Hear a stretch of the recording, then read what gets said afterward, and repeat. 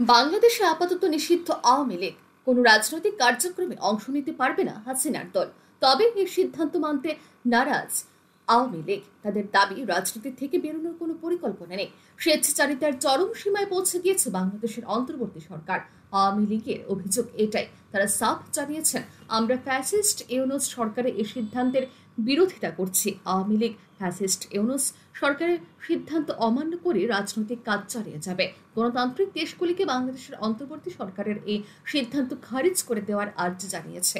শনিবার রাতে বাংলাদেশের অন্তর্বর্তী সরকারের তরফে ঘোষণা করা হয়, আন্তর্জাতিক ট্রাইব্যুনালে তদন্ত চলাকালীন বাংলাদেশের রাজনীতিতে অংশ নিতে পারবে না আওয়ামী লীগ। এমনকি অনলাইনেও কোনো মতামত বা কর্মসূচি করতে পারবে না আওয়ামী লীগ। এবার বাংলাদেশের নির্বাচন কমিশন সিদ্ধান্ত নেবে যে আওয়ামী লীগের রেজিস্ট্রেশন বাতিল করা হবে কিনা। যদি রেজিস্ট্রেশন প্রত্যাহার করে নেওয়া হয়, তবে আওয়ামী লীগ জাতীয় নির্বাচনে অংশ নিতে পারবে না। রাজনৈতিক বিশ্লেষকদের মধ্যে ইউনূস সরকারের এই সিদ্ধান্তে বাংলাদেশে রাজনৈতিক অস্থিরতা আরও বাড়বে। ব্যুরো রিপোর্ট, আর নিউজ।